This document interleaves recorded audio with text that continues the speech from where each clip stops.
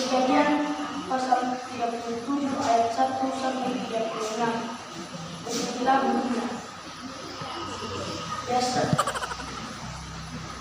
Dari bacaan ini, biasanya mereka berbeda di ladang untuk membalakan kambing dan domba. Pada suatu hari Yusuf bermimpi 11 bintang sujud kepadanya, dan ia menceritakan mimpinya itu kepada ayahnya. Setelah mendengar mimpinya Yusuf, saudara-saudara Yusuf iri hati kepada Yusuf, dan pada akhirnya mereka berencana untuk membunuh Yusuf. Dan pada akhirnya mereka membuang Yusuf di sumur, dan saudara-saudara Yusuf kasihan kepada Yusuf, dan pada akhirnya mereka menjual Yusuf ke orang Ismail.